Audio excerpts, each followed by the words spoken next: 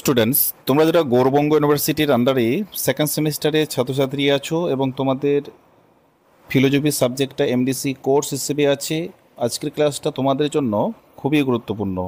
আজকের ক্লাসে আলোচনা করব তোমাদের philosophy introduction to scientific method যে তোমাদের সাবজেক্টটা আছে, এই সাবজেক্ট থেকে তোমাদের পরীক্ষায় 2 মার্কের প্রশ্ন তোমাদের থাকবে। আমি এর আগে তোমাদের মান 10-এর জন্য এবং মান 5-এর জন্য তোমাদের আমি প্রশ্ন সাজেশন দিয়েছিলাম। আজকে যে তোমাদের সাজেশনটা নিয়ে আলোচনা করছি, এটা শুধুমাত্র সাজেশন নয়, এটা একেবারে তোমাদের সিলেবাস অনুযায়ী পরীক্ষায় কী ধরনের প্রশ্ন হবে তার একটা কিন্তু ধারণা। তো দেখো, প্রথম যে ইউনিটটা আরোহ, অনুমান ও কার্যকরণ, এখান থেকে আমি মোট 10টি প্রশ্ন অ্যান্সার রেখেছি। তোমরা দেখো, প্রথম প্রশ্ন, আরোহ অনুমানের মূল ভিত্তি কী? আরোহ অনুমানের মূল ভিত্তি হলো প্রকৃতির একরূপতা নীতি। এই নীতি অনুযায়ী প্রকৃতিতে যে নিয়ম অতীতে কার্যকর ছিল, ভবিষ্যতেও তা একইভাবে কার্যকর থাকবে। উদাহরণস্বরূপ, সূর্য প্রতিদিন পূর্ব দিকে ওঠে। অতীতের এই অভিজ্ঞতার ভিত্তিতে আমরা ভবিষ্যতের জন্য একই ধারণা করি, তাই অতীত অভিজ্ঞতা থেকেই ভবিষ্যতের সত্য অনুমান করা হয়। তারপরে বলা হচ্ছে 2 নম্বর প্রশ্ন, আরোহ অনুমানের 2টি প্রধান প্রকারভেদ লেখো। আরোহ অনুমানের মূলত 2টি প্রকারভেদ আছে। এক, সাধারণ আরোহ, সিম্পল ইন্ডাকশন, যেখানে পর্যবেক্ষণের মাধ্যমে সাধারণ সিদ্ধান্তে উপনীত হয় কিন্তু কারণ খোঁজা হয় না। 2, বৈজ্ঞানিক আরোহ, সায়েন্টিফিক ইন্ডাকশন, যেখানে পর্যবেক্ষণ ও পরীক্ষার মাধ্যমে কারণ অনুসন্ধান করে নিয়ম নির্ধারণ করা হয়। 3 নম্বর প্রশ্ন, প্রকৃতির একরূপতা নীতি বলতে কী বোঝো? অ্যান্সারটা দেখো, প্রকৃতির একরূপতা নীতি হলো প্রকৃতিতে একই ধরনের কারণ সর্বদা একই ধরনের ফল ঘটাবে। এই নীতি ছাড়া আরোহ অনুমান সম্ভব নয়। উদাহরণস্বরূপ, আগুনে স্পর্শ করলে হাত পড়ে যায়। অতীত ও বর্তমান উভয়ই সময়ই একই ফল পাওয়া যায়, তাই আমরা ধরে নিই ভবিষ্যতেও একই নিয়ম কার্যকর থাকবে।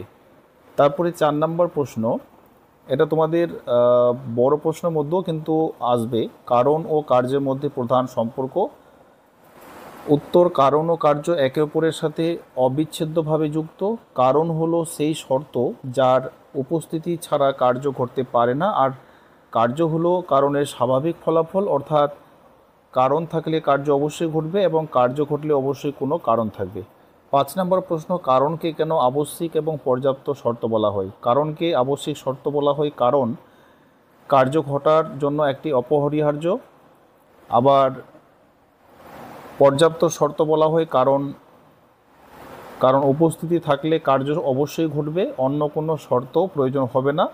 উদাহরণস্বরূপ, অক্সিজেন ও জ্বালানি উপস্থিত থাকলে আগুন লাগবেই। বহু কারণবাদ কি? বহু কারণবাদ হলো এমন ধারণা যেখানে একই কার্য বিভিন্ন কারণে ঘটতে পারে। ঠিক আছে, ভিন্ন ভিন্ন কারণে ঘটতে পারে। উদাহরণস্বরূপ, মাথা ব্যথা লাগা চোখের সমস্যা বা টেনশনের জন্য হতে পারে, অর্থাৎ একটি ফল একাধিক সম্ভাব্য কারণ দ্বারা উৎপন্ন হতে পারে। 7 নম্বর, আরোহ অনুমানের সমস্যা বলতে কি বোঝানো হয়? এটা হচ্ছে, আরোহ অনুমানের সমস্যা হলো অতীতের অভিজ্ঞতা থেকে ভবিষ্যতের যে সাধারণ সিদ্ধান্ত নেওয়া হয় তা নিশ্চিতভাবে সত্য হবে এমন কোনো যৌক্তিক প্রমাণ নেই। উদাহরণস্বরূপ, এতদিন আমরা সাদা রাজহাঁসই দেখেছি, তাই রাজহাঁস সাদা, এই ধারণা ভুল হতে পারে যদি একদিন কালো রাজহাঁস দেখা যায়। কার্যকারণ সম্পর্ক নিয়ে পর্যবেক্ষণের ভূমিকা কী? উত্তরটা দেখো, কার্যকারণ সম্পর্ক বোঝার জন্য পর্যবেক্ষণ অপরিহার্য।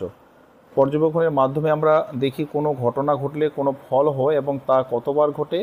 পুনরাবৃত্ত পর্যবেক্ষণ থেকে আমরা কারণ কার্যের স্থায়ী যোগসূত্র খুঁজে বের করি।